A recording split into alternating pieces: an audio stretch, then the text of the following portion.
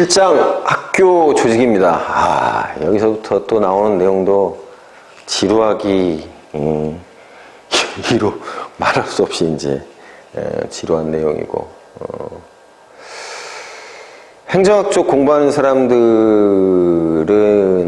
참 여기서 이제 외워야 할 것들이 굉장히 많은데, 여러분들의 경우에는 이 부분은 행정학 그 자체로서의 이 조직론이라고 하는 것은 여러분들한테 그렇게 크게 상관이 없다고 저는 생각을 하고요. 어차피 우리는 학교 조직이라고 하는 것을 갖다가 이제 익혀야 되는 거니까 이 부분은 그냥 상식적인 차원에서 익히면서 넘어가면 될 것 같습니다. 여기 나오는 어떤 이 조직론이거든요. 이 조직론과 관련되어 있는 그런 어떤 조직의 그런 어떤 원리라든가 아니면 조직의 이제 어떤 형태 뭐 이런 것들은 그렇게 크게 여러분들한테 중요한 내용은 아니에요. 조직의 개념, 둘 이상의 사람들이 일정한 목표를 추구하기 위해 의식적으로 구성한 사회 체제, 그렇죠? 그래서 여러 사람들이 이제 얘기를 합니다. 조직이란 공동의 목표 달성을 위한 분업적 협동 체제다. 일정한 환경하에서 특정한 목적을 달성하기 위하여 구성된 사회적 단위, 인간의 집합, 뭐 이렇게 이제 얘기를 합니다.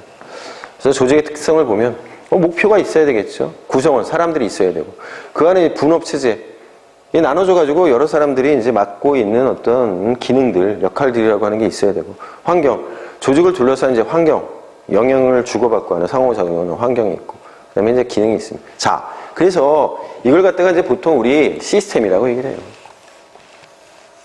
조직, 오거나이제이션. 그게 이제 시스템이죠. 우리 시스템 티오리라고 하는 걸 갖다가 봤잖아요. 그렇죠? 체제 이론이에요. 시스템이 있어요. 예.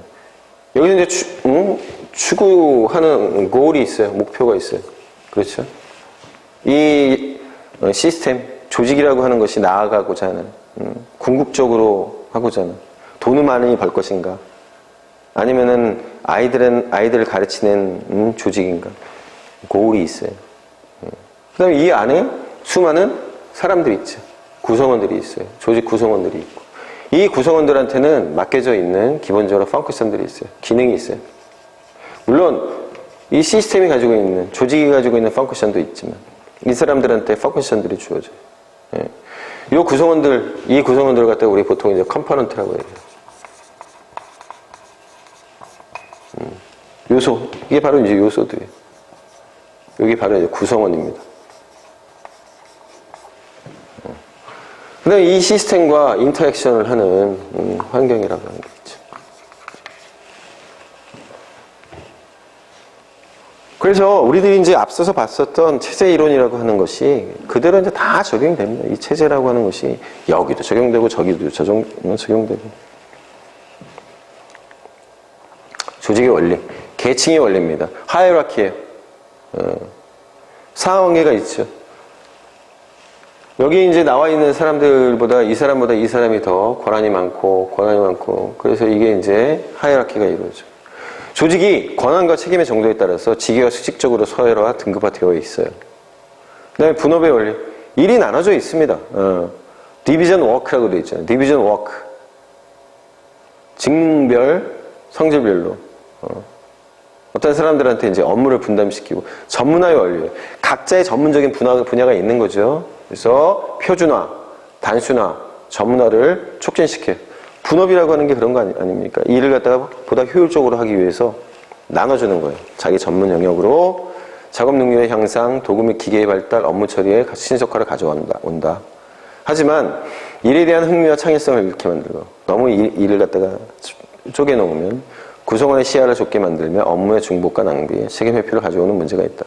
분업의 원리는 계층의 원리와 상보, 서로 보완의 관계가 있고, 계층의 원리는 종적 관계를 규정하고, 분업의 원리는 횡적 관계를 규정한다. 예, 그렇죠. 계층은 위로, 분업하는 옆쪽으로 동일하게 각자의 일을 나누는 것. 그 다음에 이제 조정의 원리입니다. 예, 그렇죠. 조직 내에서 업무의 수행을 조절하고 조화로운 인간관계를 유지함으로써 협동의 효과를 최대한 거두려고 한다. 그러겠죠. 일을 갖다가 이렇게 쭉 나눠주긴 했지만 유기적인 관계를 갖다 맺도록 해줘야 되겠죠. 조직의 목표를 분명히 하고 권한과 책임의 한계를 명확히 하며 업무를 효과적으로 분담할 수 있도록 합리적이고 균형 있는 계획을 수립해서 조직을 운영해야 된다. 권한의 적정 배분 원리, 적도 집권 원리. 아이고. 적당한 정도로 이게 모은다는 거죠. 권리를. 집권이라고 하는 게 그 권한이라고 하는 것을 적당한 정도로 모아주는 거예요. 그래서 이제 적정 배분이라고. 참 답답하다. 이런 말도 볼 때마다 참 답답해요. 중앙 집권제와 지방 분권제 사이의 적정한 균형을 도모하려는 것이다.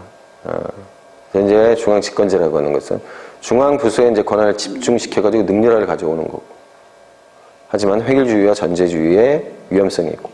지방 분권제는 권한을 갖다 위임 분산시키는 거죠. 특수성과 자율성을 촉진시킬 수 있지만 비능률을 초래할 수 있다. 그래서 두 제도의 극단을 피하고 적정한 균형을 도모하는 것이 바로 권한의 적정 배분 원리예요. 통솔 범위 원리. 한 지도자가 직접 통솔할 수 있는 부하의 수에는 한계가 있다. 그래서 상위층은 4명, 하위층은 8에서 12명 정도가 통솔하기에는 적당하다. 명령 통일의 원리. 부하는 한 지도자로부터 명령과 지시를 받고 그에게만 보고하도록 해야 한다. 명령의 중복을 피하고 계층의 질서를 확립시켜 줄 뿐 아니라 업무 처리의 능률을 가져오고 책임 소지를 분명히 할 수 있는 것이 바로 명령 통일의 원리이다. 재미없죠? 예. 행정하는 사람들한테 있어서는 굉장히 중요한 원리들이에요. 그래서 이제 조직의 형태를 한번 보겠습니다. 대표적으로 이제 공식 조직하고 비공식 조직이 있죠. 공식 라인을 따라서 이루어지는 게 이제 공식 조직이고. 그렇죠? 그래서 공식화된 분업의 개통, 공식의 의사소통의 경로, 표준화된 업무 수행, 권위의 계층화, 명확한 권한과 책임의 분담, 공식화된 목표 달성, 이런 것들이 공식 조직의 특징이고. 비공식 조직이 있습니다. 공식 조직 내에 존재하지만 공식 조직에 의해 충족되지 못한 여러 가지 심리적 기능을 수행하고 공식 조직의 기능에 직감적인 영향을 미쳐요. 인간관계를 중심으로 비합리적, 감정적, 대면적으로 이루어진 자연 발생적 조직이고 그래서 자생조직이라고도 한다.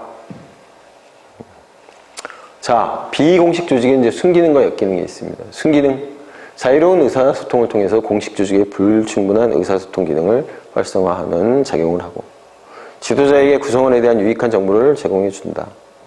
비공식 조직의 원만한 인간관계는 공식 조직의 공직성을 완화시키는 데 기여한다. 구성원들의 심적 욕구 불만을 해소할 수 있도록 해서 집단에 대한 기속감과 안정감을 가지도록 한다. 공식 조직의 융통성을 부여하고 개방적 풍토를 조성한다. 구성원 간 협조를 통해서 지식과 경험을 공유함으로써 직무의 능률적 수행에 기여할 수 있다. 하지만 역기능도 있죠. 파벌을 조성하고 정실 인사에 문제가 나타날 수 있다. 너 누구 라인이야? 뭐 이런 얘기들이 있잖아요. 공식 조직의 기능을 방해하고 공식 조직의 목표 달성을 제어할 수 있다. 왜곡된 정보가 유통됨으로써 조직의 사기를 제어할 수 있다. 어쨌든 이 비공식 조직이라고 하는 것은 공식 조직이 있기 때문에 가능한 겁니다. 공식 조직이라고 하는 것을 전제로 비공식 조직이 있는 거예요. 비공식 조직이 있고 공식 조직이 있는 게 아닙니다. 그다음에 이제 개선 조직하고 이제 참모 조직이 있어요. 라인, 선을 따라서 쭉 이어지는 겁니다. 수직적인 지휘 명령 계통이 명확히 정립이 돼서 업무를 직접 수행하는 조직이에요. 교장, 교감, 부장교사, 교사로 이어지는 계통. 계층제의 원리하고 명령 통일의 원리, 통솔, 범위 원리에 의해 구성이 됩니다. 그래서 장점, 권한과 책임의 한계가 명확해서 업무 수행의 효율성을 제거하고 강력한 통솔력과 신속한 정책 결정을 할 수 있고 업무 처리가 간편해서 조직 운영비가 적게 된다. 복잡하고 과다한 업무 처리에 문제가 있고 지도자가 주관적이고 독단적인 결정을 할 가능성이 높고 전문가의 지식과 경험을 충분히 활용할 수 없고 조직의 경직성을 초래할 수 있어요. 개선 조직의 대표적인 군대입니다. 군대. 여기 이제 남학생들 가운데서는 군대 갔다 온 분들이 이제 대부분일 텐데, 아시잖아요, 군대 가면. 계급이 짱입니다. 그죠? 내가 사범대학교를 나왔건, 중학교만 졸업했건, 제가 이제 군대 갔을 때, 아주 다양한 직종을 경험했던 친구들이 와요. 그러니까 우리 예전에 이제 삐끼라고 그러죠. 길거리에서 이제 호객 행위하는 이제 뭐 삐끼 출신들. 제가 있을 때는 이제 청소년 국가대표 수영 선수도 있었고, 저는 이제 늦게 군대를, 나이가 많이 먹어서 군대를 갔는데, 나이 층도 다양해요. 그러니까 아주 다양한 어떤 그 재능들을 가지고 있는 친구들이 있는데, 중요한 건 거기서는 뭐 어느 학교를 나오고 뭐 이런 게 중요한 게 아닙니다. 빠릿빠릿하고, 상관의 어떤 지시를 갖다가 잘 알아듣고. 근데 그런 거 못하는 친구들을 갖다 이제 우리 고문관이라고 해요, 고문관. 어떤 지식이나 경험이라고 하는 게 별로 중요하지 않아요, 군대에서는. 병장이면 병장한테 부여되는 역할이 있고요. 이병이면 이병한테 부여되는 역할이 있어요. 그걸 갖다 뛰어넘을 수 없습니다. 이제 바로 이제 그런 것들이 개선 조직의 이제 단점이 되는 거죠. 그 다음에 이제 참모 조직입니다. 참모 조직이라고 하는 것은 이제 좀 전에 봤었던 그런 어떤 전문성을 살리기 위한 어떤 조직이라고 얘기할 수 있어요. 막류 조직이라고 하고, 전문적인 지식과 경험을 활용해서 기획, 자문, 정보 수집, 인사, 조사, 연구 등의 기능을 이제 수행을 하죠. 조직의 목적 달성을 위해 간접적으로 기여할 뿐 명령, 집행, 결정을 직접 행사할 수는 없다. 지도자의 의사결정의 범위를 확대하면서 조직을 보조한다. 근데 이 참모 조직이 그걸 넘어서지요. 사실은 개선 조직이 해야 될 역할들을 갖다 막 마구잡이로 하면서 옥상옥의 역할을 막 하고, 그래가지고 조직의 어떤 기강을 갖다가 해이하게 만들고 엉망진창으로 이제 조직을 갖다 몰아가는 그런 일들이 비일비재합니다. 특히 정치 조직에서. 참모 조직의 장점, 기관장의 통솔 범위를 확대시킨다. 아, 이러면 얼마나 좋아. 통솔 범위를 확대시키는 건 이걸 넘어가지고 뭡니까? 자기 권한 밖의 행동들을 마구잡이로 하죠. 전문적인 지식과 경험을 활용한다라고 하는데 그렇지도 않아요. 자기네들이 전문적인 지식과 경험도 없으면서 마구잡이로 진짜 개선 조직의 이 전문가들, 개선 조직에도 전문가들 많습니다. 그러한 전문가들의 역할 이런 것들을 갖다가 깡그리 무시하고 월권을 갖다가 자행을 하고 합리적인 결정을 할 수 있다고 하는데 합리적인 결정을 해주긴요. 지네들끼리 라인 잡아가지고 서로 밀어주고 당겨주고 하면서 아주 말도 못하는 악행들을 막 저지르고 막 그러지. 수평적인 업무 조직을 가능케 하고 조직을 신축적으로 운영할 수 있다. 그렇대요. 여러분들 이걸 외우셔야 됩니다. 이걸 외우셔야 돼요. 그렇대요. 단점, 조직의 복잡성으로 인해서 조직 구성원이나 부서 간의 갈등과 불회가 생길 수 있다. 조직 운영을 위한 경비 지출이 많이 된다. 개선 조직과 참모 조직 간의 책임 전가의 사태를 빚을 수 있고 의사진들의 혼란을 일으킬 수 있다. 그렇죠. 갈등 해소 방안, 책임의 한계를 명확히 해서 충돌을 방지한다. 조직 간 이해 증진과 친밀성을 도모할 수 있는 비공식적 접촉을 늘린다. 이렇게 하라고 했더니 오히려 지네끼리 뭉쳐가지고 밀어주고 당겨주고 개선 조직에 있는 사람들의 인사권에 개입을 해가지고 그렇죠. 비공식적인 접촉을 통해서 우리 형제 아이가 그러면서 개선 조직에 있는 사람들 인사를 갖다가 떡 주무르고 권한과 책임을 갖다가 일치시켜야 되는데 그렇지가 않아요. 참모 조직이 완전히 그냥 옥상으로 올라 앉아가지고 엉망진창으로 만들고 제가 많이 봤기 때문에 그렇습니다. 지금도 그러하고. 자, 그 다음에 이제 위원회 조직입니다. 이 위원회 조직도 참 문제가 많아요.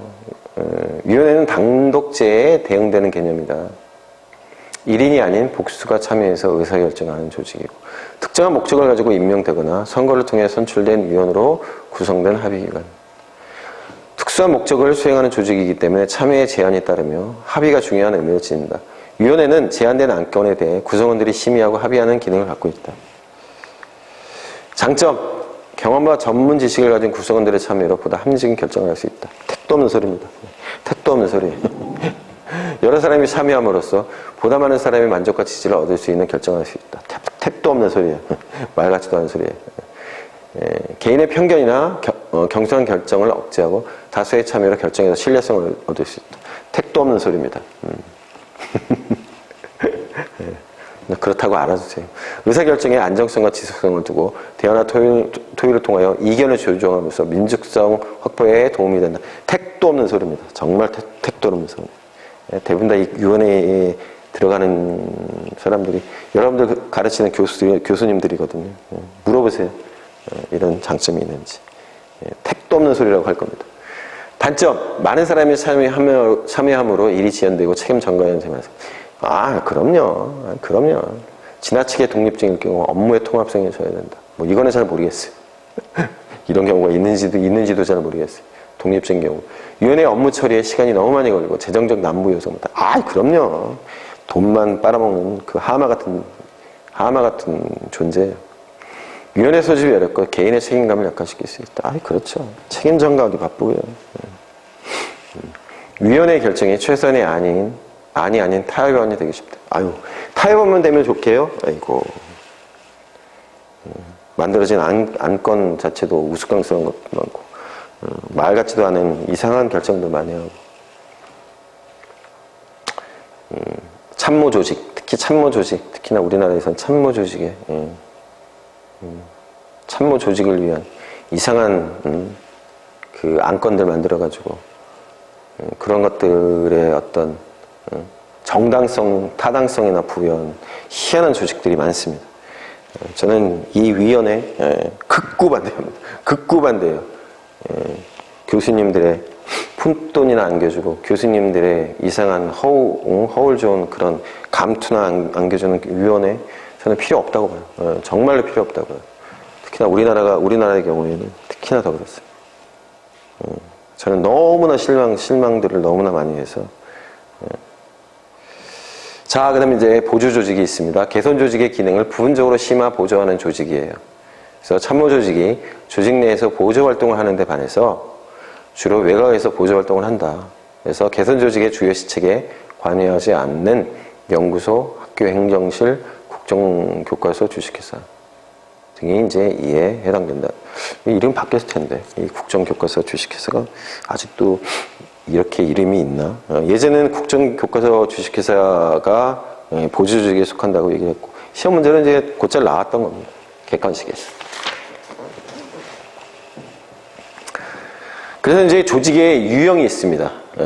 파센스, 우리 이제 많이 봤었죠. 조직의 목적과 사회 기능에 대한 기능으로. 우리 앞쪽에서 요 내용을 봤었어요. 간단하게 살펴볼게요. 생산 조직, 사회 적응 기능을 이제 수행하는 기업체 조직이 이제 생산 조직이고요. 정치적 목표 지향 조직, 그래서 사회의 공동 목표를 설정하고 달성하는 기능을 수행하는 조직. 정부 기관이 이제 여기에 해당이 되고. 그 다음에 이제 통합 조직, 구성 간의 결속과 통일을 유지하는 사회 통합의 기능을 한다. 그래서 사회적 갈등을 해소하고 조정과 통합을 수행하는 법원 정당. 그런가요? 정당이 여기 들어갑니다. 사회적 갈등을 해소하고. 그런가요? 어쨌든 그렇게 돼야 된다고 이제 파스가 구분했고, 체제 유형 조직, 이제 이게 제일 중요하죠. 우리 입장에서 체제의 문화 유형을 유지하고 새롭게 하는 기능인데 바로 이제 학교가 여기에 들어갑니다. 이제 블라우하고 이제 스컷이 이제 1차적 수혜자는 누구인가에 따라서 분류한 것. 호혜 공익 조직으로 조직에 참여하는 모든 구성원들이 수혜를 보는 조직으로 노동조합, 정당, 종교단체, 사업 조직. 주된 목표가 이제 이윤이니까 회사, 도매상, 소매상, 은행 같은 조직이 여기에 이제 들어가고, 공공조직, 일반 대중이 이제 수혜자고, 군대, 경찰, 소방사, 행정조직이 여기 들어가고, 그 다음에 이제 봉사조직으로 이제 분류가 되어 있는 게 학교예요. 일반 대중이 이제 수혜자이고, 고객에게 서비스를 제공하는 겁니다. 그래서 이 학교가 여기 들어간다라고 하는 거를 기억을 해 두십시오. 카차하고 칸 같은 경우에는 조직의 이제 본질적 기능에 따라서 생산적, 경제적 조직, 회사, 기업체가 여기 들어가고, 유지 조직으로 이제 여기 학교가 들어갑니다. 사회 안정성을 유지하고 개인의 사회학 기능을 갖다가 수행합니다. 예. 그다음에 이제 적응 조직으로 새로운 지식을 산출하고 이론 정립을 통해서 사회 변화에 적응하는 대학, 연구소, 각종 조사기관. 그게 이제 적응 조직이에요. 관리적, 정치적 조직, 정부, 정당, 노동조합, 이익단체. 그러니까 이렇게 각자 이제 구분을 해놓은 거예요. 그러니까 얼마나 까다롭겠습니까? 행정학 공부하는 사람들은 이놈의 인간, 이놈의 학자들 때문에 이걸 갖다 외워야 된다고. 객관식으로 나오니까. 어디 들어가느냐, 뭐 이렇게 얘기가 나오니까. 그 다음에 이제 칼슨 같은 경우에 봉사조직, 유형을 구분했어요. 그래서 유형 1, 유형 2, 뭐 이렇게 해갖고, 구분을 했는데, 그걸 갖다 이제 뭘로 구분을 했냐면, 고객의 조직 선택권, 참여 결정권에 따라서. 조직의 고객 선택권. 그러니까 조직이 고객을 갖다가 선택할 수 있는 권리가 있는 거고, 고객이 조직을 선택할 수 있는, 게 있는 거고. 그래가지고, 고객도 선택할 수 있고, 조직도 선택할 수 있는 거를 야생조직이라고 얘기했고, 둘 다 없는 거를 갖다가 이제 사육조직이라 가지고 네 번째로 했어요. 그래서 이거 한번 보면, 인류형. 조직과 고객이 독자적인 선택권을 각자 가지고 있는 거예요. 그러니까 시장 원리가 이제 지배가 되는 거고. 사립학교나 사립대학교, 개인 병원이 여기. 그래서 이 조직은 살아남기 위해서 경쟁을 해야 되기 때문에 야생 조직이라고 하는 거예요. 유형이는 조직이 고객을 선택할 권리가 없고, 고객이 조직을 선택할 권리만 있는데, 미국의 주립대학이 여기에 속한대요. 그 다음에 유형 3은 조직은 고객 선택권을 가지지만, 고객이 조직 선택권을 갖고 있지 않은 조직. 그래서 이제 봉사적으로 존재하기 어렵기 때문에, 실제로 이제, 존재하지 않는다라고 얘기하는데, 있습니다. 그게 뭐냐면 군대. 예. 억지로 얘기하면. 조직, 국가가 고객 선택을 가지잖아요. 예. 남학생 고객 여러분 일로 오세요. 우리 군대 갑시다. 고객이 선택권을 갖나요? 아니죠. 예. 유형 4. 조직이나 고객이 선택권을 갖지 못하는 조직으로 법에 의해 고객을 받아들이고 고객도 의무적으로 참여해야 된다. 공립학교가 이제 여기에 들어간대. 유형 4. 그래서 이거를 온산조직, 사육조직, domesticated organization이라고 되어 있잖아요. 기르는 거예요. 요 안에 들어가서 사육당하는 거. 정신병원, 교정시설, 공립학교. 이게 이제 사육조직입니다. 그래서 유형 4에 여러분들의 조직이 들어갑니다. 자, 그 다음에 에치오니가 이제 수능 조직의 유형으로 지배와 복종에 따라 가지고 이제 구분을 했어요. 수능이란 부하 직원에게 행사되는 권력과 그 결과 부하 직원이 조직에 참여하는 수준 간의 관계를 말합니다. 그래서 구성원에게 작용하는 권력의 종류와 구성원이 조직에 참여하는 방식 간의 관계를 조합해서 조직의 유형을 분류했어요. 그래서 구성원에게 이제 작용하는 권력으로 강제적, 보상적, 규범적 이렇게 있다라고 하는 거죠. 그래서 규범적 권력에 이제 구성원에게 이제 상징적 보상을 사용하는 이제 권력이 이제 해당이 되고요. 구성원이 조직에 이제 참여하는 방식 수준으로 헌신적 참여, 타산적 참여, 소외적 참여. 이제 여러 가지, 이렇게 이제 세 가지 방식 수준이라고 하는 게 있는 거고. 그래서 이제 요거를 갖다가 이제 조직 유형을 갖다가 이렇게 권력에 따라서 참여에 따라서 했는데 이제 대표적으로 세 가지가 나온다라고 하는 겁니다. 소외적이고 강제적 조직, 공리적 조직, 규범적 조직 이렇게 세 가지로 구분이 되고 그래서 강제 조직에는 부하 직원의 활동을 통제하기 위한 수단으로 물리적 제재나 위협을 사용하고 구성원의 반응은 소극적이에요. 그래서 교정시설이나 정신병원. 앞서 봤을 때 뭐였습니까? 우리 칼슨이 얘기한 사육조직에 교정시설하고 정신병원이 들어갔었는데 이렇게 돼 있고 공리조직에는 공장, 회사, 기업. 이제 이 규범조직에 이제 학교가 들어갑니다. 그래서 상징적, 도덕적 가치를 통해서 구성원을 통제하고 구성원들에게 높은 규칙감을 가지도록 하는 조직, 종교단체, 학교, 병원, 전문단체. 그러니까 이 학자들마다 지네들 맘대로 이렇게 만들어 놓은 거예요. 맘대로. 자기들 딴에는 어떤 기준이라고 하는 게 있었지만 그다음에 민츠버그는 상황에 따라서 단순 구조, 그다음에 기계적 관료 구조, 그리고 전문적인 관료 구조. 그래서 여기 대학교가 들어가요. 그다음에 사업부제 구조. 그래서 제품, 지역, 기능 등을 기준으로 나눠지고 각 조직은 독립적으로 책임 운영하는 구조로 자유제약권을 가는 분권적인 조직 형태다. 그래서 이제 이 사업부제 구조 같은 경우에는 대부분 이제 회사 조직이 여기에 해당이 되죠. 우리는 전문적인 관료 구조에 여기 들어갑니다. 그다음 에드아크라시. 가장 복잡한 형태의 조직으로 조직의 환경은 역동적이고 불확실하며 조직의 구조는 상황에 따라 급격히 변화한다. 이제 프로젝트 같은 거 해갖고 딱 만들었다가 사람 모여서 일 끝나면 헤어지는 게 이제 바로 에드아크라시가 돼요. 자, 그 다음에 호의하고 이제 미스켈이 얘기한 학교 조직 분류라고 하는 게 있습니다. 전문적 관료제. 예. 학교 조직은 관료적 성격하고 전문적 성격을 함께 갖기 때문에 전문적 관료제라고 하는 겁니다. 교사는 고도의 교육을 받은 전문가이고 독립성이 부여된 교실에서 자유재량권을 행사하고 다른 조직과 달리 엄격한 감독을 받지 않는다. 이런 특징 때문에 바로 전문적 관료제라고 얘기하는 거예요. 관료적 형태가 높고 낮은 거에 따라 가지고 둘 다 낮으면은 무질서형, 둘 다 높은 경우에는 배버적 이상형이라고 얘기하고 그 다음에 관료적 형태가 높은 경우는 권위주의적이고 전문성이 높은 경우에는 전문형이라고 이제 얘기를 한 겁니다.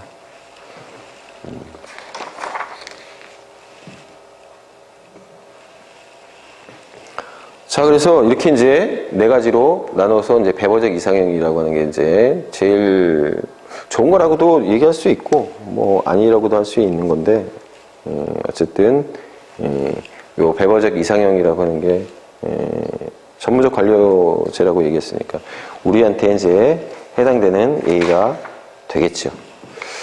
자, 그래서 이 학자별로 학교 조직을 갖다가 이제 어떤 식으로 했는지를 갖다 한번 보면 파슨스 같은 경우에는 체제 유지 조직으로, 블라우와 스캇 같은 경우는 봉사 조직으로, 카차우 칸 같은 경우에는 유지 조직으로, 에치오니는 규범적 조직으로, 호이하고 미스켈 같은 경우는 전문적 관료제라고 해서 배버적 이상형에 이제 가까운 조직으로 이제 보았습니다. 4절 학교 조직의 성격을 한번 보도록 하겠습니다. 전문적 관료제라고 나와 있는데요. 앞서서 우리가 봤듯이 학자별 학교 조직 분류에서 호이하고 이제 미스켈이 저 전문적 관료제라고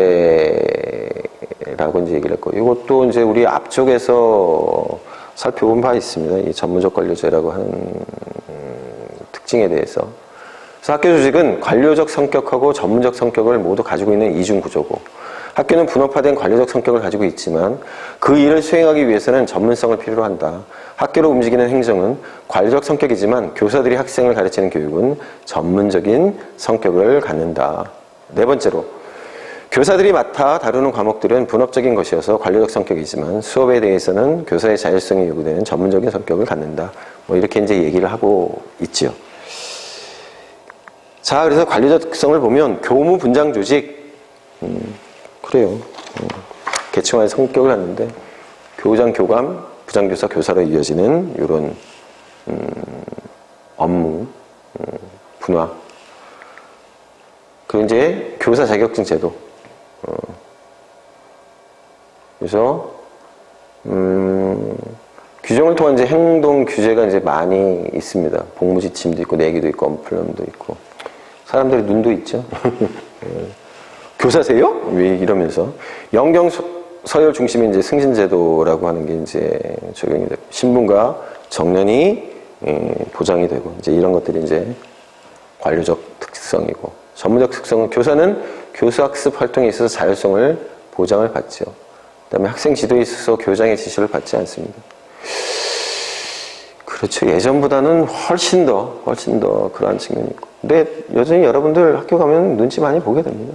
교감 선생님, 교장 선생님 눈치 많이 보게 돼요. 학교 행정가들은 학습 지도안 등에 대한 감독권을 가지고 있지만은 교사들의 수업 활동에 대해서 직접적인 권한을 갖고 있지 않죠. 학교에서는 교사들이 전문가임을 인정하고 의사결정에 교사들의 참여를 보장하고 있습니다. 자, 두 번째 특징은 조직화된 무질서예요. 우리 앞쪽에서 봤었던 의사결정 모델이 있어서 쓰레기통 모형 얘기했었잖아요. 이제 그러한 특성이 있다라고 하는데 그거는 우리가 보는 초등이나 중등학교는 아니고 대학교에서 이제 좀 그런 성격이 강하죠. 앞서서 이제 그 규정을 그렇게 했었어요. 학교 조직은 명확한 목표와 목표 실천을 위한 기소를 찾아내기 어렵고 구성원들의 유동적인 참여로 인해서 조직의 중요한 의사결정에 일관성을 가지기 어렵다. 물론 이제 이게 그런 측면일 겁니다. 그러니까 보통 뭐 초등학교 같은 경우는 6년 있다가 이제 나가고 중학교 3년 있다 나가고 고등학교 3년 있다 나가고 이제 그러한 특성을 이제 얘기하는 거예요. 그래서 특징이 뭐냐면 불명확한 목표. 교육 조직의 목표는 구체적이지 않고 분명하지 않다. 그런가요? 중등학교는 기본적으로 대학 진학이라고 하는 아주 분명한 목표가 있는데 교육 조직의 목표는 수시로 변하기도 하고 대립적인 목표들이 상존하며 구성원마다 다르게 규정되기도 한다.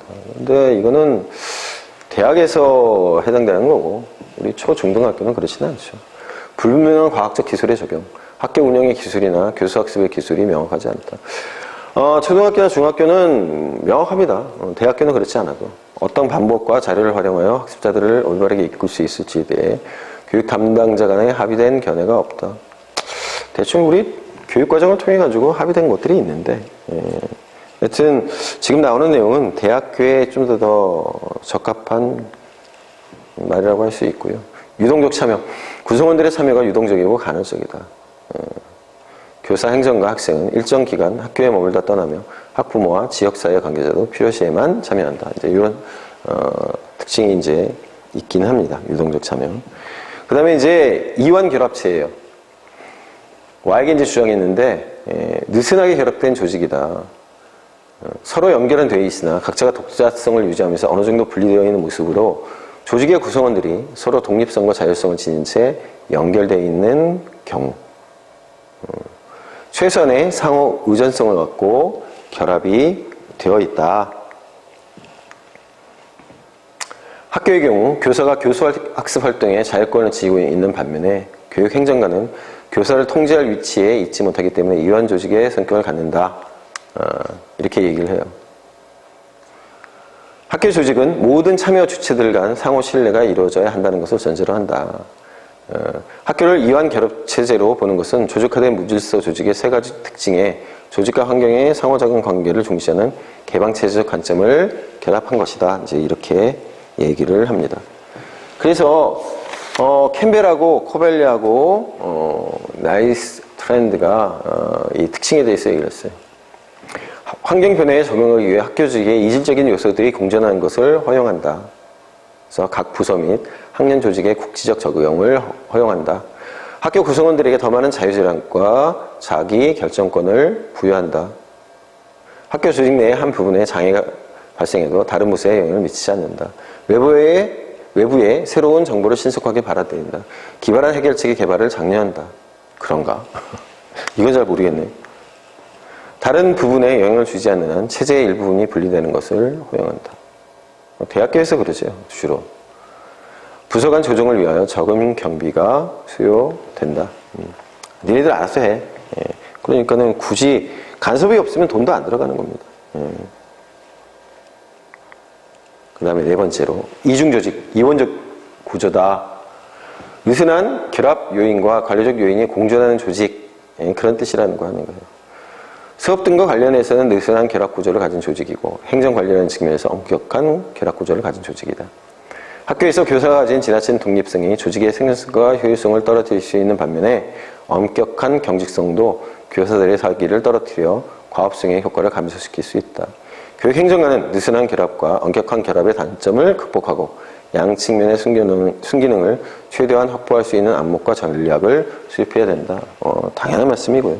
너무나 당연한 얘기고요. 자, 그 다음에 5번째로. 여기 하나 이제 더 들어가는 거. 이중조직의 특징입니다. 관리적 요인, 그 다음에 이제 전문적 요인, 이제 이런 것들이 이제 이중조직의 특징이라고 하는 거예요. 우리가 앞서서 봤던 전문적 관료제라고 하는 것이, 바로 이제 여기에 해당이 됩니다. 그래서 이중조직이라고 하는 것, 여기에 이제 전문적 관료제의 특징 때문에 이제 이렇게 나타난다라고 하는 걸 갖다가 알아두시고, 그 다음에 5번째로 학습조직이에요. 급격하게 변화하는 환경에 대처하기 위하여 개인, 팀, 조직 전체 차원에서 지식과 정보를 창출, 공유하고 활용하는 조직을 뜻합니다. 내외적으로 정보를 교수들과 공유하고 협력적인 학습 활동을 전개하여 지속적으로 새로운 지식을 창출한다. 그런 의미가 됩니다. 그래서 학습조직의 특징을 보면 구성원 간의 지식의 창출과 습득, 전달이 잘 일어나고 그것이 결과적으로 행동 변화나 성과 형성에까지 연결된다. 개별적 학습의 결과가 조직 차원으로 승화 발전되며 지식과 정보의 공유가 잘 된다. 신뢰와 협력적 분위기 속에서 모든 구성원들이 주도적으로 참여하고 위험의 감수, 비전 및 목표의 공유, 전문적 신장을 위해 노력한다. 이제 이런 특징이 있다라고 하는 거고요. 자, 그래서 이제 이 생계가 바로 이 학습조직의 이제 구축 원리. 그러니까 생계라고 하는 사람이 학습조직에 대해서 강조를 하고 어떤 발전적인 어떤 제시를 했던 사람이에요. 이 학습조직 한때 굉장히 이 인기가 있었습니다. 지금으로부터 한 20년 전쯤 고상간에. 왜냐면 이제 그때 이제 이건희 삼성 회장이 바로 이제 이런 것도 굉장히 많이 강조를 했었거든요. 기업체 엄청난 붐이 일었습니다. 그래서 이제 구축 원리, 시스템적 사고를 해야 된다. 전체적으로 인지하고 부분들 사이의 순환적 인과관계와 역동적 관계로 이해하고 사고하는 접근 방식이 바로 이제 시스템적 사고. 전문적 소양을 갖춰야 된다. 개인이 지식과 기술 그리고 태도를 형성하기 위해서 개인적 역량을 지속적으로 넓혀가고 심화시켜가는 행위를 얘기를 합니다. 그 다음에 정신모형, 세계관. 주변에서 발생하는 현상들을 이해하는 인식체계로 개인이 무엇을 어떻게 보느냐를 결정하고 어떻게 행동할지를 이끄는 인식의 틀, 이걸 정신모형, 세계관. 그 다음에 비전을 공유해야 된다. 조직이 추구하는 방향이 무엇이며 그것이 왜 중요한지에 대해 모든 구성원들이 공감대를 형성하는 겁니다. 그 다음에 팀학습. 구성원들이 팀을 이루어 학습하는 것으로 개인 수준의 학습을 증진시키고 조직 학습을 유도하게 된다. 구성원들 간의 대화와 공통사고로부터 시작되며 대화와 토론을 통한 학습으로 인해서 학습의 시너지 효과가 발생하게 됩니다. 자, 바로 학습 조직이라고 하는 것이 학교 조직에 있어서 특징이라고 하는 거예요. 당연히 그렇죠. 당연히. 학습 조직이 아니면 학교 조직이 아니죠. 그런데 이제 여기서 얘기되고 있는 바로 이 학습 조직의 구축 원리, 이러한 것들을 갖다가 이제 강조하는데, 사실은 이 학습 조직의 구축 원리라고 하는 것은 학교보다도 공공성을 가지든 경제성, 생산성을 가지든 그런 어떤 회사 조직, 그런 어떤 특정한 목적을 위해서 만들어진 조직에서 훨씬 더 많이 이제 강조되는 것이 바로 이 학습 조직입니다. 그래서 학습 조직 너무나 당연하게 학교 조직의 중요한 특징이 되겠습니다. 5절 학교 조직 풍토론입니다. 자, 풍토론, 클라이밋이라고 되어 있죠. 개념부터 보면 조직 구성원이 경험하는 조직 내의 총체적 환경의 질을 말하며 구성원 상호 간의 공식적, 비공식적 인간관계에 의해 조성된다. 공식 조직, 관리자의 비공식적 행동, 다른 환경적 요인이 조직 구성원의 태도, 신념, 가치, 동기에 미치는 지각된 주관적 영향을 말합니다. 역시나 이제 주관적이라고 하는 말이 나오죠. 조직 풍토는 심리학적 개념, 학교의 인성에 해당된다 이렇게 얘기했어요. 헬핀하고 크로포트는 뭐라고 얘기했냐면 사회적 체제와 문화적 특성을 말한다. 타지우리하고 리트윈 같은 경우에는 조직 구성원의 행동에 영향을 주는 각 학교의 내적인 특성, 그래서 학교마다 다르다 이렇게 얘기를 했고요. 자, 헬핀하고 이제 크로포트가 개방, 폐쇄, 학교 조직 풍토, 조직 풍토 기술 척도라고 하는 것을 제시를 했습니다. 그래서 교사 집단의 특징과 교장의 행동 특성을 교사들의 지각을 통해서 이제 기술을 했어요. 그래서 교사 집단의 특성과 교사, 교장 간의 상호관계 두 차원으로 이제 구분이 되고, 이를 통해서 학교 조직, 풍토 유형 6가지를 제시하였습니다. 그래서 조직 풍토 기술 척도의 구성 요인을 보면 교사의 행동 특성 해가지고 4가지를 얘기했어요. 장애, 사기, 친밀, 일탈 또는 방임. 장애라고 하는 것은 교장이 불필요한 일로 교사들을 방해하고 있다고 지각하는 것. 사기라고 하는 것은 교사들이 과업 수행에서 만족하고 성취감을 지각하는 것. 친밀, 교사들 상호 간 친밀하고 우호적인 인간관계를 지각하는 것. 그리고 일탈, 방임이라고 하는 것은 교사들이 직무에 충실하지 않고 이탈하려고 하는 정도. 이제 이렇게 얘기를 한 거죠. 그리고 이제 교장의 행동 특성이 있습니다. 냉담, 초월. 교장이 원리 원칙에 따라 행동하고 정해진 규칙 준수를 강조하면서 교사와 거리를 유지하려고 하는 것을 말하고, 과업, 생산성. 교장이 과업 달성만을 강조하며 교사에 대한 지시와 감독을 철저히 한다. 추진성. 교장이 솔선수범을 보이면서 역동적으로 학교를 운영하고 교사들을 동기화시키는 정도. 인화, 배려성. 교장이 교사들을 인간적으로 대우하고 도와주는 것. 이렇게 이제 얘기를 했어요. 그래서 이제 이러한 특성들에 따라서 6가지 학교 조직 풍토가 이제 만들어진다라고 하는 겁니다. 그래서 개방적 풍토. 교장은 추진성이 높고 교사들의 사기가 높다. 조직 목표를 향해 움직이고 집단 구성원의 사회적 욕구를 충족시켜주는 활기차고 생기 있는 조직을 말합니다. 자율적 풍토. 지도성 행동이 집단으로부터 나오는 풍토이다. 교장이 교사를 스스로 상호 활동 구조를 마련하도록 분위기를 조성하고 교사들이 자율적으로 사회적 요구 충족 방법을 모색하는 풍토이다. 그 다음에 이제 친교적 풍토예요. 교장과 교사들 사이에 우호적인 태도가 형성되는 풍토. 교사들은 개인적인 목적 달성을 추구하기 때문에 조직 목적 달성을 위한 집단 활동이 부족한 것이 특성이다. 그래서 친교적이잖아요. 우호적이긴 한데 좀 재미있게 놀려고 하는 그런 특성을 보이는 거죠. 통제적 풍토. 교장이 과업 수행을 강조하고 교사들의 사회적 욕구 충족을 소홀히 하는 풍토.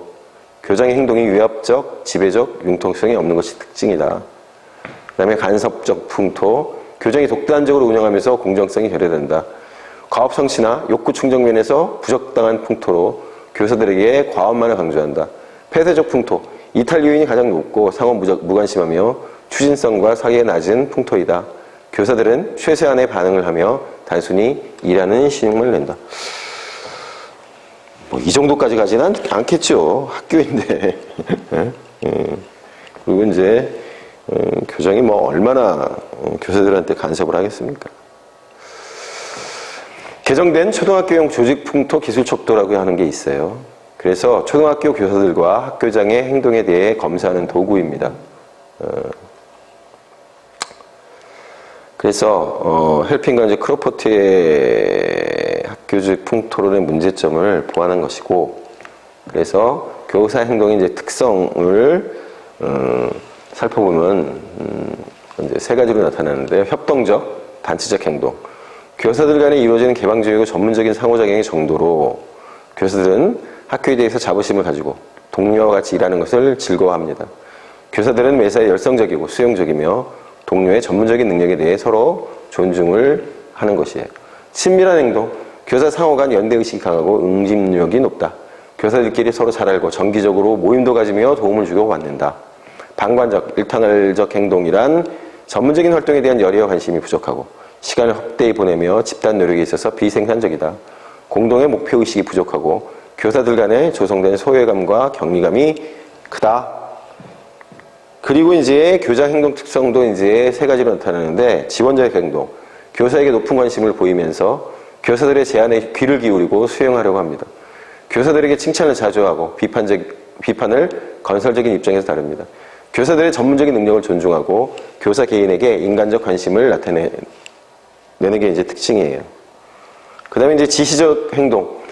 교장은 교사들을 철저하게 감독하려 합니다. 그래서 교사의 활동에 관하여 사소한 일까지 지속적으로 통제를 행사하려고 하고, 제한적 행동이라고 하는 것은 교사들의 행동을 촉진하기보다는 오히려 방해하려 한다.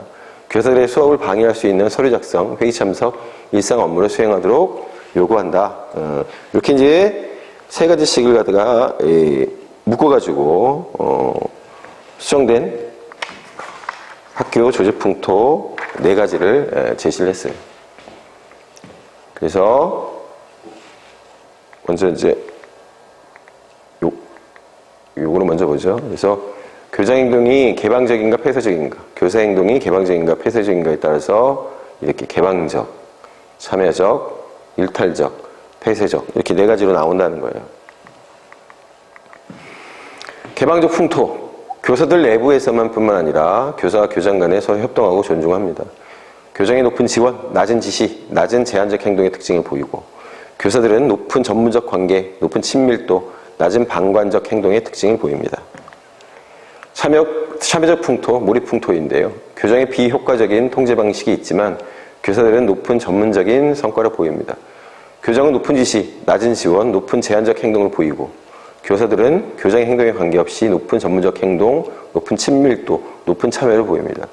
참여적 풍토에서 근무하는 교사들은 교장의 약한 지도성에도 불구하고 생산적이며 결집력이 있고 지원적인 풍토를 유지합니다. 이런 게 가능할까요? 근데 저 이런 걸 잘 경험을 못 해봐서. 일탈적 풍토, 비참여적 풍토, 무관심 풍토예요. 교장의 행동은 개방적이고 지원적이지만 교사들은 교장을 기꺼이 받아들이지 않고 동료 교사들 간에도 낮은 친밀성과 협동성을 보인다. 교장은 높은 지원, 낮은 지시, 낮은 제한적 행동을 보이지만 교사들은 분열되어 있고 서로를 존중하지 않는 행동을 보인다. 이런 것도 글쎄 학교에서 이렇게 되는 것이 가능할지 모르겠습니다. 폐쇄적 풍토, 교장은 낮은 지원, 높은 지시적 행동, 높은 제한적 행동을 보이며 교사들은 낮은 전문적 관계, 낮은 친밀도, 높은 방관적 행동 특성을 보인다. 폐쇄적 풍토에서는 완고하고 통제하는 교장과 분열되고 방관적이고 결합되지 않는 교사들이 공존하는 형태를 나타낸다. 굉장히 애매모호한 어떤 그 상황적 특성을 보일 텐데 이렇게 극단적인 경우는 없을 겁니다. 극단적인 이런 상황은 나타나지 않을 거라고 이제 생각을 하고요. 자, 그 다음으로 넘어가서 라이커트의 관리체제 이론. 리커트는 이제 8개의 조직 변수를 사용해서 4개의 체제 유형을 도출하였습니다. 상급자와 하급자 간의 관계가 어떠한가에 따라서 조직 특성을 하나의 연속적으로 이제 표시하였어요. 그래서 8개의 이제 조직 변수란 사용된 지도성, 동기유발의 성질, 의사소통의 성격, 상호작용과 영향력 관계, 의사결정 과정의 특성, 목표 설정의 성격, 통제활동의 성격, 성취 목표와 훈련, 이런 겁니다. 그래서 관리체제를 사회적 관계를 강조하는 조직 풍토와 같은 개념으로 파악한다는 점에서 헬핑과 크로포트의 개념과 유사하다. 그래서 체제 이제 4개를 얘기를 했죠. 체제 1이 수탈적 관리체제예요. 처벌적 권위주의 체제, 이기적 권위주의적 풍토예요.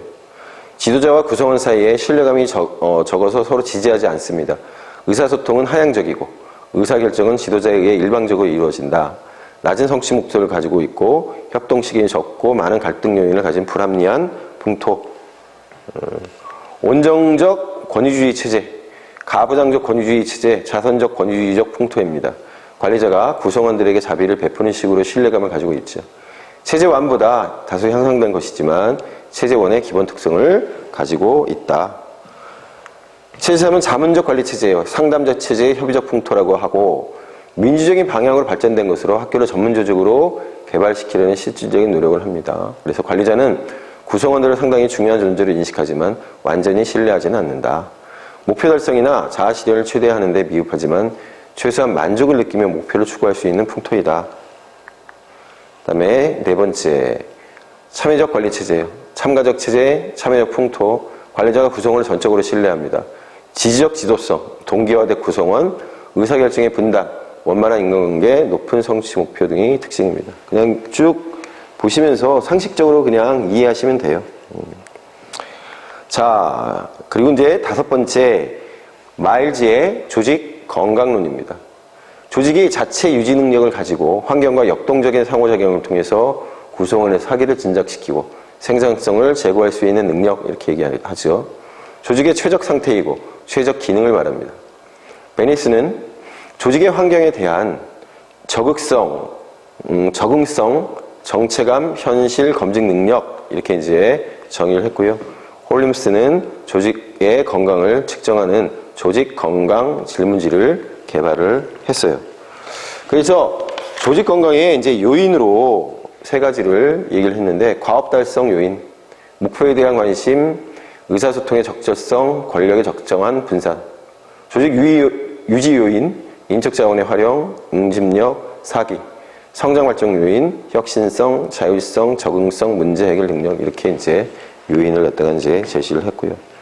이거 그냥 여러분들 상식적으로 그냥 이해하세요.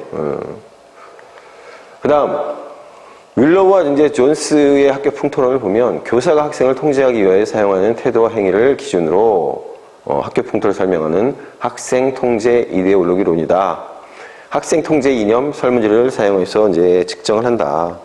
그래서 유형은 인간주의적 학교하고 보호지향적 학교, 이제 두 가지로 나뉜다고 합니다. 학생들이 협동적인 상호작용과 경험을 통해 배우는 교육 공동체. 통제보다는 자제가 중요하고, 교사와 학생들은 자신의 의지에 따라 행동하고 책임을 진다. 보호지향적 학교는 질서 유지를 위해 엄격하고 고도로 통제된 상황을 제공하는 학교예요. 학교는 독재적 조직이고, 교사는 학생을 이해하기보다는 도덕적 입장에서 판단하고 엄격한 처벌을 통해 통제한다. 다음, 브룩 오버의 학교 학습 풍토 평가예요. 학교 학습과 관련된 학교 환경을 이제 측정하기 위해서 평가 도구로 이제 개발한 겁니다. 그래서 효과성 있는 학교 학습 풍토의 요인으로 행정적 교수적 지도성, 성취의 강조, 학생에 대한 기대와 평가, 프로그램 평가의 시험 결과를 활용하고, 안전하고 질서정연한 환경, 교수를 위한 집단 구성, 교수 시간의 7가지를 바로 이제 효과성 있는 학교 학습 풍토의 요인으로 들었어요. 그래서 질적 수준이 높은 학교의 특징으로 교육과정이 계획되어 있고, 학교 교육과정위원회가 인간 교육과정에 따른다. 엄격한 졸업 자격 요건을 제시하고, 기본 교과 이외에 학문적 교과가 제공된다. 적극적인 학습 풍토를 갖추었고, 출석률이 높고 탈락률이 낮았다. 굉장히 상식적이죠? 당연히 이래야죠. 학생당 교육비가 높고 학생 교사 비율이 낮다. 그렇죠. 우수한 도서관과 매체 프로그램을 갖추었고, 학교 환경이 매력적이었다. 우수한 교사, 보살피는 학교장 아래에서 학생의 성취 수준이 높았다. 굉장히 상식적인 얘기입니다. 그러니까 이제 실제로 조사해 보니까 이러한 특징이 나타나더라. 그런 이야기입니다. 자, 6절 조직 문화론입니다. 조직 문화는 조직 구성원이 공유하고 있는 철학, 신념, 이데올로기, 감정, 가정, 기대, 태도, 기준, 가치관 등으로 이제 정의됩니다.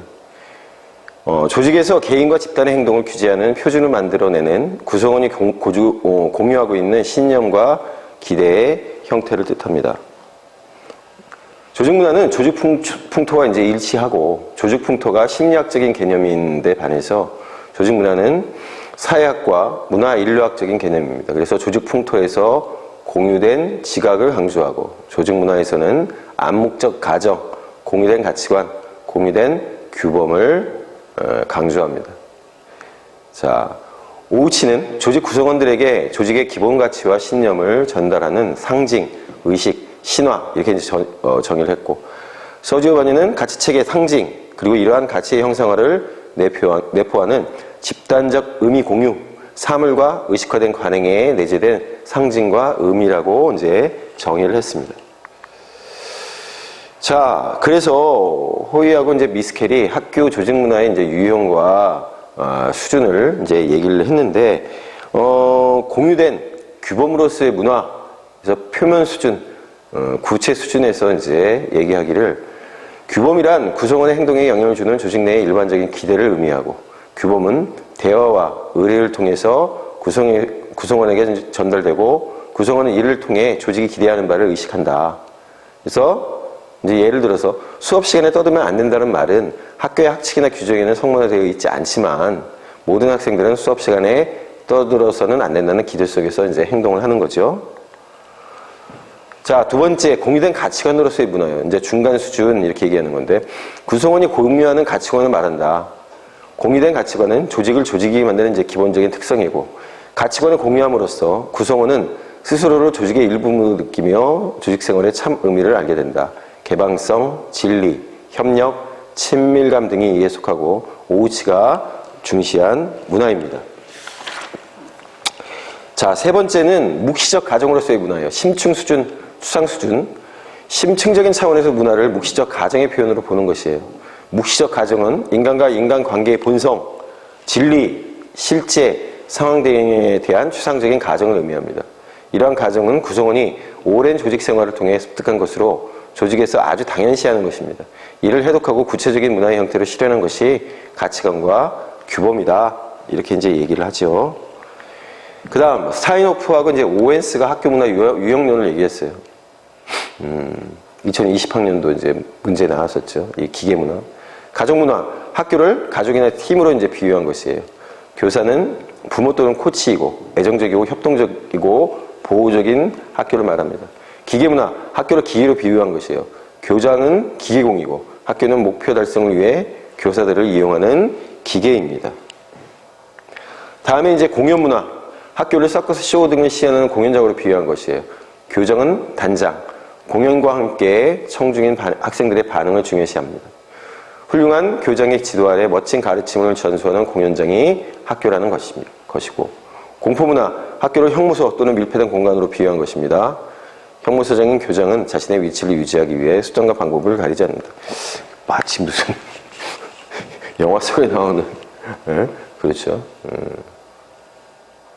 짤막짤막한 그 영화들을 갖다가 이렇게 합쳐가지고 그 옴니버스라고 그러잖아요. 문득 그런 느낌이 들었어요. 이거를 갖다가 여러분들한테 말씀드리면서. 자, 그래서 학교 조직 문화의 이해, 학교 조직 문화라고 하는 것이 이제 어떤 식으로 형성이 되는 것인지 이제 설명하고 있어요. 이야기, 스토리. 학교와 관련하여 옛날부터 내려오는 학교 설립자나 학교의 입지적인 인물, 학교의 특정 사건과 관련된 이야기를 말합니다. 그래서 인물이나 사건 그 자체가 중요한 것이 아니라 그 안에 담긴 의미가 중요하다. 두 번째는 상징, 사파, 아이콘스라고 되어 있죠. 문화를 전달하기 위해 사용하는 이제 가공물로 로고, 교훈, 교복, 교화, 트로피 이런 것들이 해당이 돼요. 그래서 이런 상징들은 구성원들로 하여금 학교에 대한 자부심과 긍지를 가지게 합니다. 그 다음에 의식, 리추얼스라고 되어 있죠. 조직 생활 속에서 무엇이 중요한지를 표현하는 일상의 의식이에요. 월요조회, 운동회, 학교 축제 이런 것들을 얘기하고 의식은 구성원들로 하여금 일체감과 응징력을 갖게 합니다.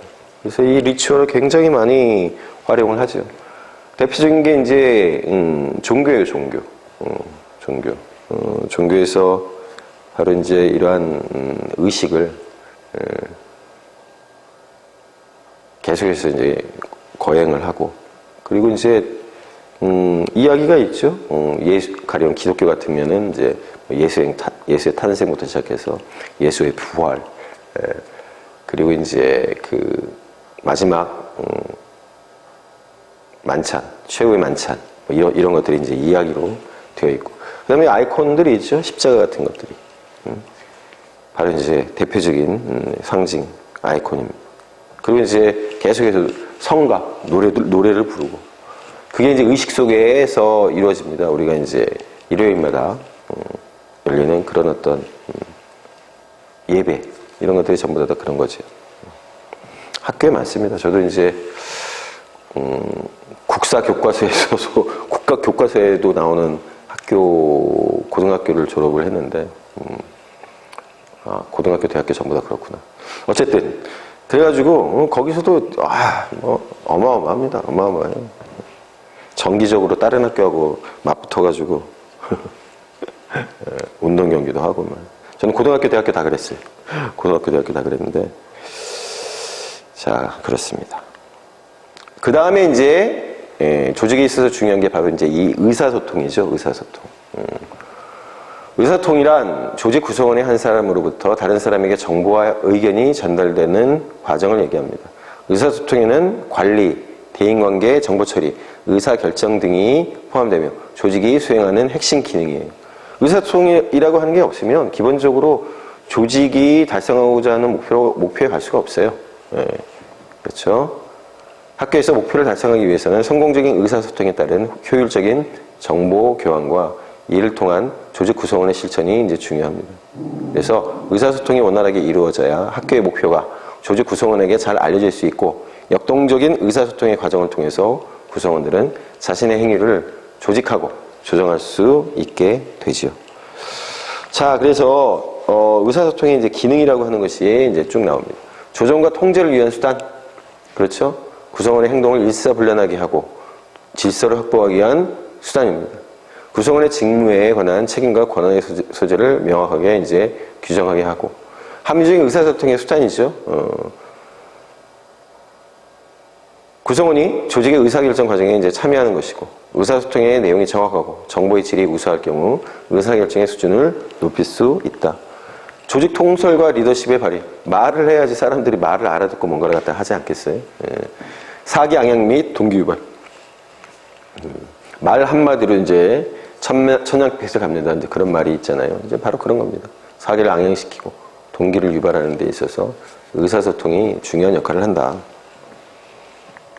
자, 그래서 의사소통의 원칙을 레드필드가 이야기를 했습니다. 거기 이제 책에 보면 이제 8가지로 나오죠. 그래서 명료해야 되고, 일관성, 일치성, 일관돼야 되고, 모순이 없어야 되고, 적시성, 적정한 시기에 필요한 정보가 이제 투입돼야 되고, 분포성, 배포성, 의사소통의 내용이 모든 세상에 골고루 전달되어야 하고 모든 사람들이 알 수 있도록 공개되어야 한다. 적응성, 융통성, 의사소통의 내용이 상황에 맞는 현실 적합성을 가져야 한다.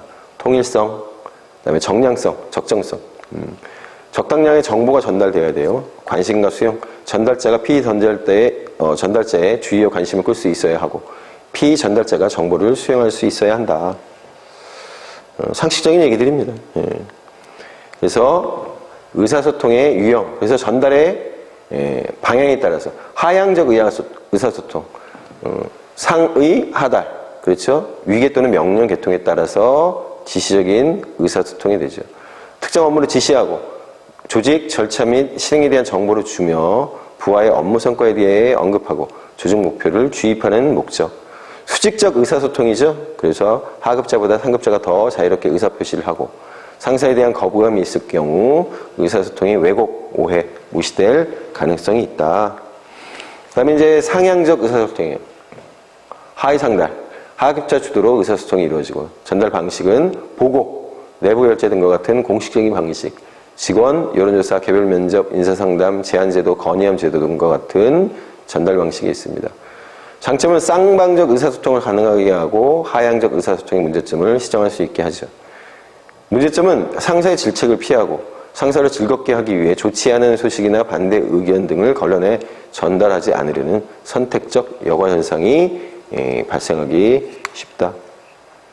또 문제는 사람들이 내성적인 사람들이 있잖아요. 그런 사람들은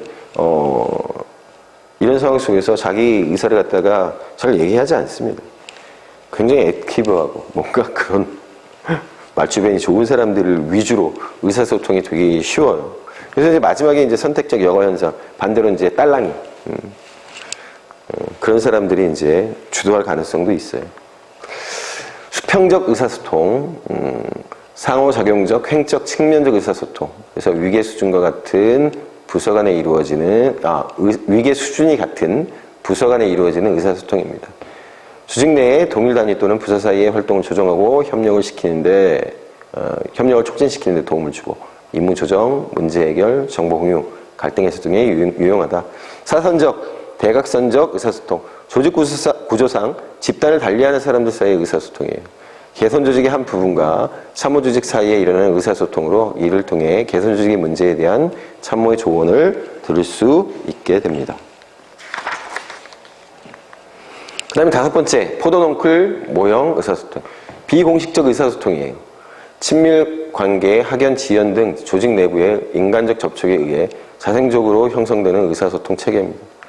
전달 속도가 빠르고 하급자들의 스트레스를 해소시켜주며 공식적인 의사소통이 전달을 하지 못하는 유익한 정보를 제공하고 하급자에 관한 태도, 성과, 아이디어 등 가치 있는 정보를 제공받을 수 있다. 비공식 집단, 여기 비공식적 의사소통이에요. 비공식 집단에서 이제 이런 일들이 벌어지겠죠. 무책임한 정보가 흐를 경우 관리자의 통제가 어렵고 정보가 전달 과정에서 왜곡되어 흐를 가능성이 많으며 부정확한 정보는 명예를 훼손하고 조직 와해를 초래할 수 있다. 그래서 이제 비공식 집단이 가지고 있는 장점도 있지만 이제 이런 식의 의사소통상에 있어가지고 단점 때문에 비공식 집단의 이제 문제점이 드러날 수도 있습니다. 자, 그래서 이제 공식성 여부에 따라서 공식적 의사소통이 있고 비공식적 의사소통이 이렇게 있다라고 하는 거예요. 그래서 앞서 봤었던 포도넝쿨 모형 의사소통하고 5번째, 그 다음에 이제 첫 번째, 보통 이제 하향적 의사소통하고 이제 상향적 의사소통이 보통 이제 짬뽕이 되어 있는 게 이제 공식적 의사소통인데, 그래서 공식적 의사소통과 비공식적 의사소통이 있고, 공식 조직 내에서 계층제적 경로를 따라서 이루어진 게 공식적인 거고, 비공식적인 것은 조금 전에 봤었던 구성원 간의 사적인 신분과 상호 신뢰를 바탕으로 이루어지는 의사소통이에요. 그래서 여기 이제 장점과 단점, 요거를 갖다가 이제 여러분들이 잘 보시기 바라고. 여러분들이 읽어보시면은 이해가 되는 내용이기 때문에 넘어가도록 하겠습니다. 이거 한번 쭉 한번 읽어보시기 바래요. 자, 그래서 의사소통의 상호성에 따라서 이제 일방적 의사소통하고 이제 쌍방적 의사소통이 있죠. 의사소통이 한쪽 방향으로만 이루어지고 말하는 사람에서 시작되어 듣는 사람으로 끝나죠. 쌍방적은 호의적 상호작용에 의한 의사소통으로 대화와 토론이 대표적이고 피드백의 요소가 포함된다. 그 다음에 이제 언어의 활용이에요. 언어적 의사소통이 있죠. 언어를 매개로 해서 정보가 이제 전달되는 것으로 문서에 의한 의사소통과 구두에 의한 의사소통이 있죠. 비언어적 의사소통. 언어를 사용하지 않고 정보를 전달하는 것으로 물리적인 언어, 교통신호라든지 도로 표지판, 상징적 언어, 사무실 크기, 좌석 배치, 의자 크기. 이제 우리 보통 이제 의전이 굉장히 중요하죠. 모르겠습니다. 학교에서도 이제 의전을 잘하는 사람들이 교장 선생님, 교감 선생님으로 또 이쁨을 받는데, 그래서 자리를 어떻게 하느냐. 상석은 항상 여러분들 아시는 분은 이제 잘 아시겠지만 들어오는 입구를 바라보는 자리에 있는 자리가 상석이 됩니다. 왜 그럴까요? 이 의전이라고 하는 게 전부 다 말하자면 무사, 싸움쟁이들 거기서 나온 겁니다. 중요하잖아요. 싸움 잘하는 사람들이 1등 먹고 거기서 나온 거예요. 그러니까 나를 갖다가 죽이려고 들어오는 사람을 갖다가 잘 볼 수 있어야죠. 그렇죠?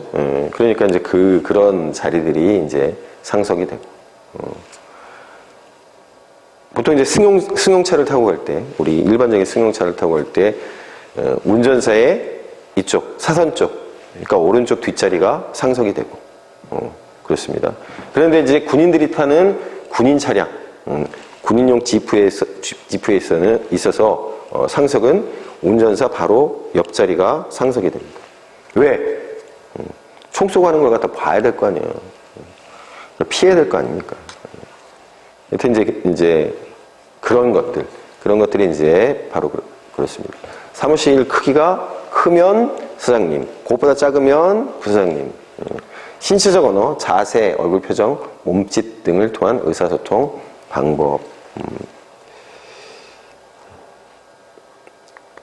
자, 그래서 의사소통망의 이제 형태를 보면 전달자로부터 피전달자에게 정보가 흐르는 경로의 구조를 말하고 정보의 흐름을 연결하는 개인으로 구성된 의사소통의 상호 연결 구조를 말합니다. 의사소통의 집중화, 분산화 정도에 따라서 여러 형태로 나누죠. 근데 이제 우리 앞서서 이제 뭐 포도넝쿨 모형 이제 의사소통도 있고 뭐 그런데, 예, 이런 겁니다. 원형. 의사 전달은 이제 이렇게 둥글게. 각 사람이,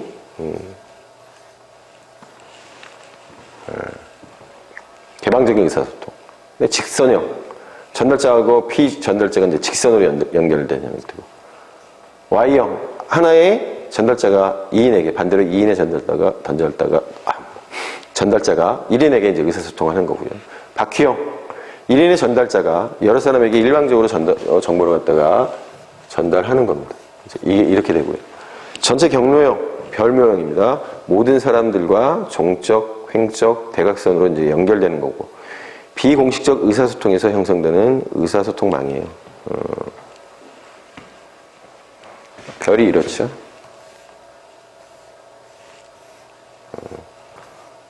그러니까 서로 다 연결되어 있는 겁니다. 아까 포도농쿨이 뭐였어요? 우와! 막 이렇게 되는 거죠. 여기 이제 사람들이 다 있어갖고 다 연결되는 거예요. 이거나 이제 마찬가지예요.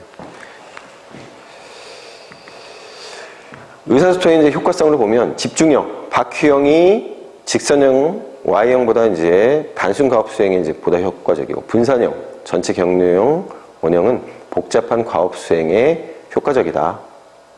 구성원의 사기는 집중형보다 이제 분산형이 낫고, 계층지에서는 집중형 의사소통이 이루어지고, 비공식 조직에서는 분산형 의사소통이 이루어진다. 이거는 이제 당연하고요. 여러분들이 이제 다 아는 내용입니다. 자, 그 다음 의사소통의 이제 기법으로 조아리의 창이라고 하는 게 있어요.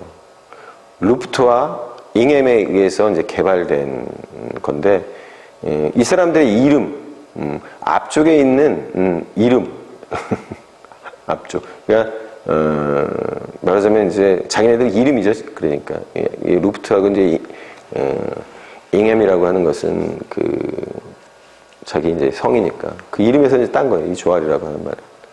이게 이제 개발된 모형이에요. 그래서 대인관계의 능력의 개선, 대인 갈등 분석에 이제 활용이 됩니다. 인간은 자신에 대한 정보가 자신에게 잘 알려져 있는 영역이 있고 알려져 있지 않은 영역도 있습니다. 또한 다른 사람이 자신에 대해 아는 부분도 있고 모르는 부분도 있는 거예요. 이러한 인식의 영역들을 결합해서 개방적 영역, 맹목적 영역, 잠재적 영역, 미지적 영역의 4가지 이제 영역을 만든 겁니다.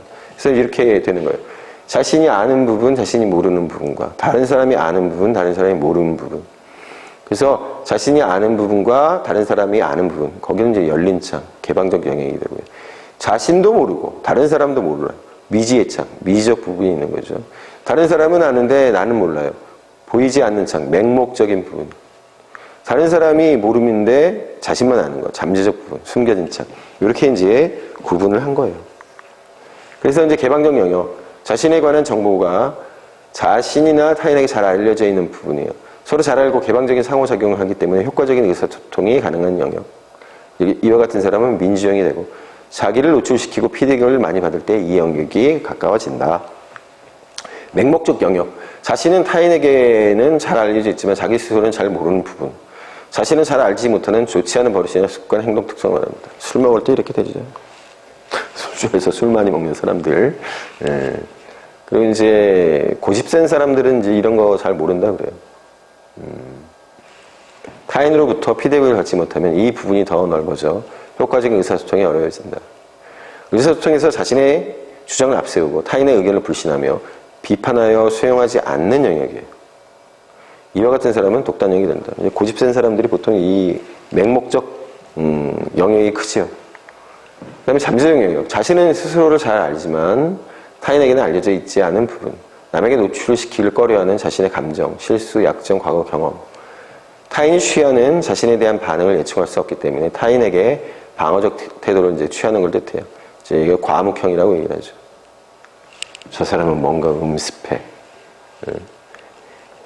미지의 영역, 자신과 타인 모두에게 알려지지 않은 부분이에요. 자신에 대한 견해를 표명하지도 않고 타인으로부터 피드백을 받지도 않는 경우. 이와 같은 사람은 폐쇄형, 이렇게 얘기하는, 그런 사람은 그렇게 많지가 않죠. 예, 그래서 이렇게 조아리의 창 4가지 영역을 살펴보았습니다. 8절 조직의 갈등 관리입니다. 조직의 이제 갈등 상황이라고 하는 것을 한번 살펴보면 갈등을 야기할 수 있는 조직 내의 상황이나 이제 조건이에요. 갈등 상황이란 잠재적 갈등이라고 할 수 있고 갈등의 원인이라고도 이제 할 수가 있다. 그래서 갈등 상황이 행동 주체에 의해 지각되지 않을 수도 있고 구체적인 갈등 관계가 형성되기 전에 소멸될 수도 있습니다.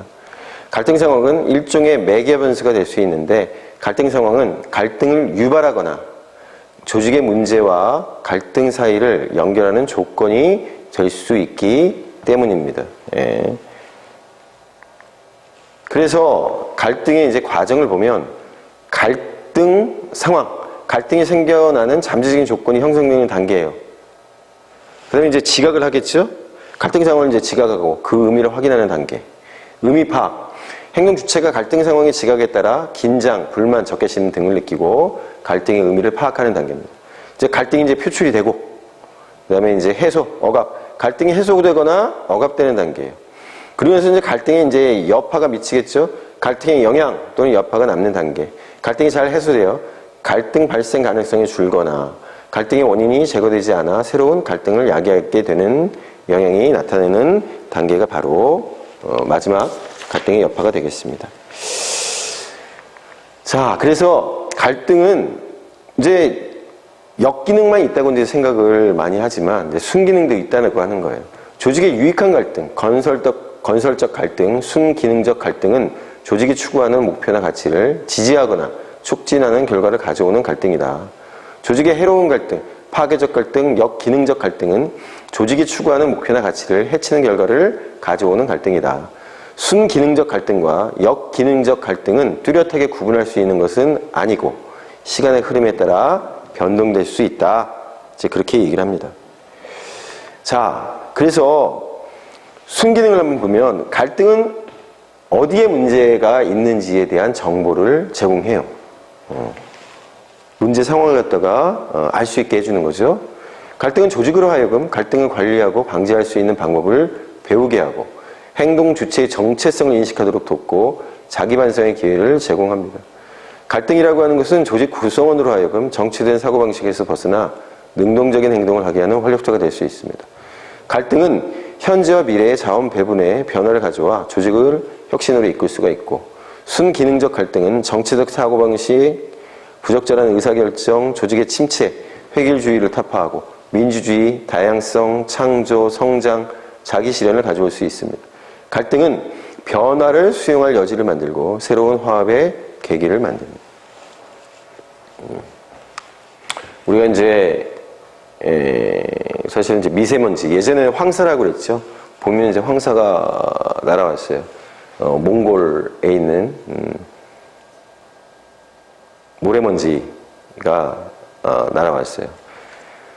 지금은 왜 그 황사라고 하는 게 이제 문제가 되느냐면 바로 이제 중국의 서해안을 중심으로 해서 공장들이 굉장히 많이 북경 근처에도 그렇고 굉장히 많이 이제 만들어지면서 이 공장에서 나오는 중금속이 함유된 그런 매연들이 이 황사와 더불어서 섞여가지고 이제 넘어오기 때문에 문제가 되는데 예전 황사 같은 경우에는 순수한 이제 모래였죠. 그 모래가 말하자면 우리나라의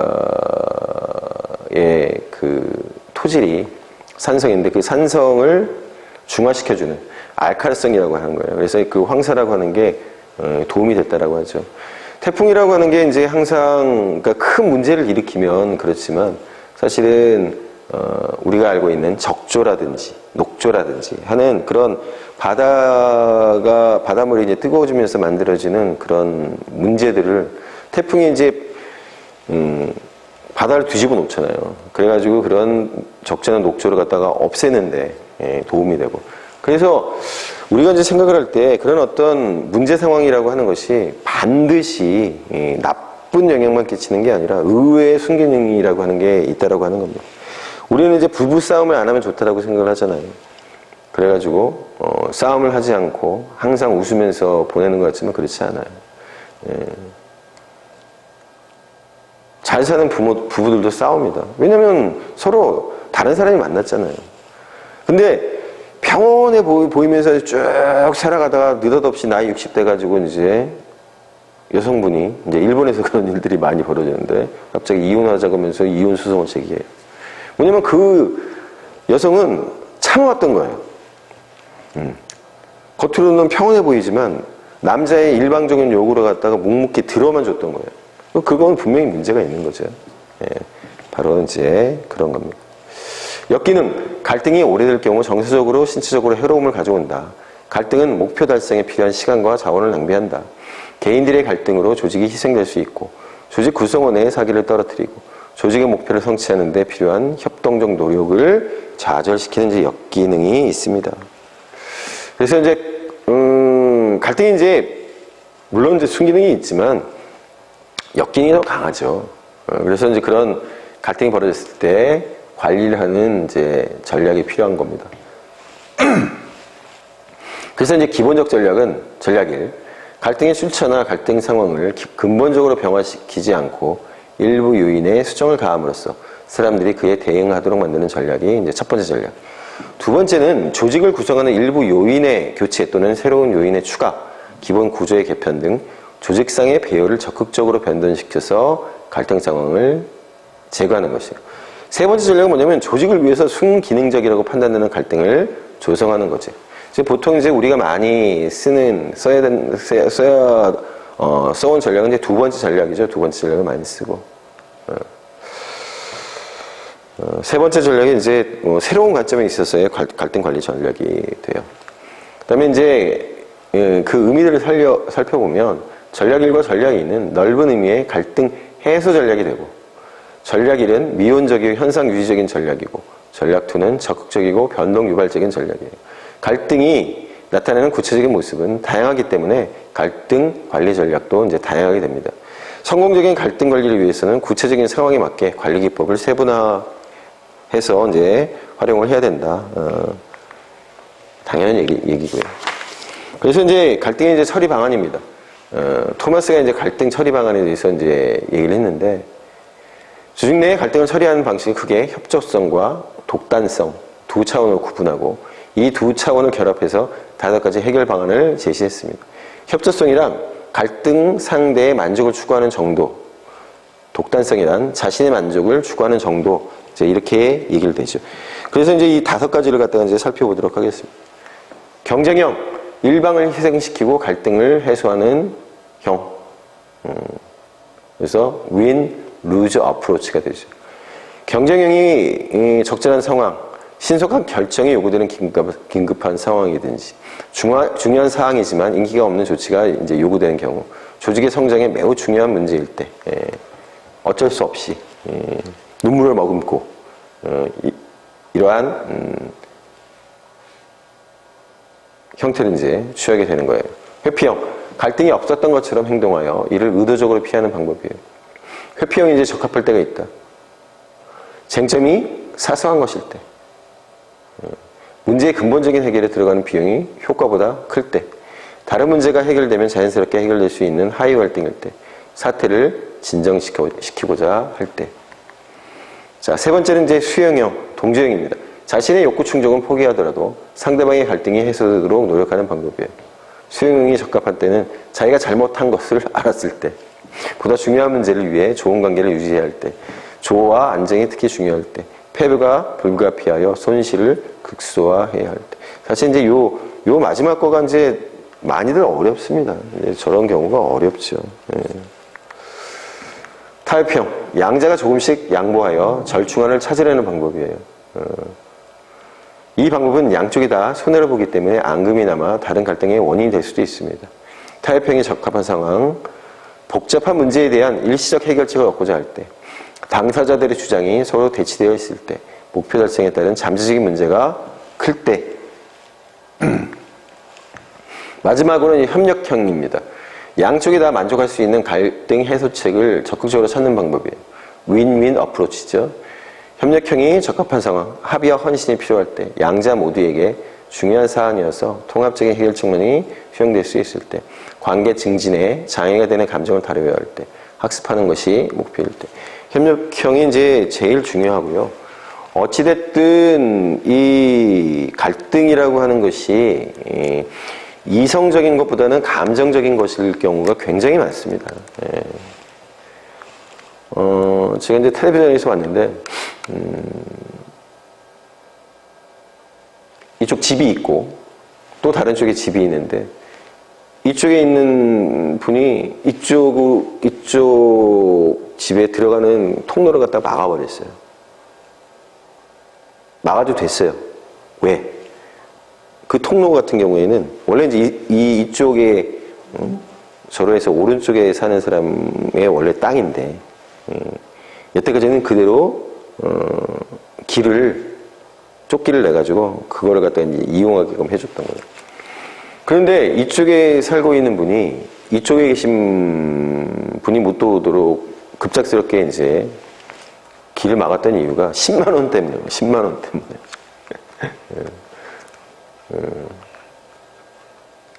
그러니까 이쪽에서 이쪽 집으로 이제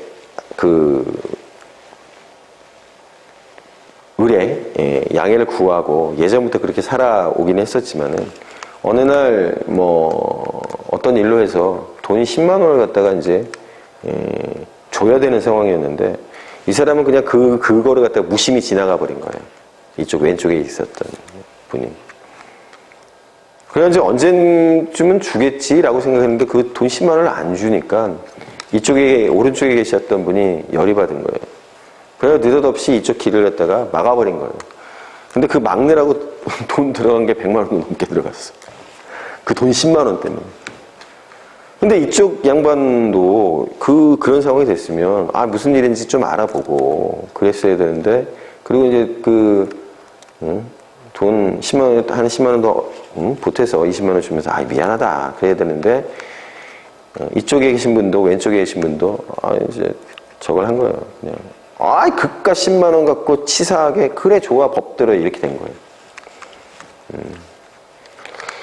이제 말하자면 이제 갈등이라고 하는 게 이제 그렇다라고 하는 거죠.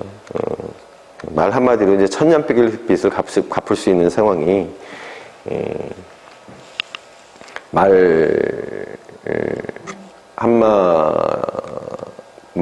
만마디 하고 거기에다가 돈을 갖다가, 몇만 냥을 갖다가, 얹혀도 문제가 이제 해결되지 않는 상황. 그런 상황이 이제 벌어질 수 있는 겁니다. 이제 갈등이라고 하는 게 이제 그런 요소가 있기 때문에 여기서 얘기하는 것처럼 여러 가지 갈등에 대한 얘기를 했지만 그렇게 딱 떨어지게 그렇게 갈등이라고 하는 게 이제 손쉽게 해소가 될 수 있는 건 아니죠. 예.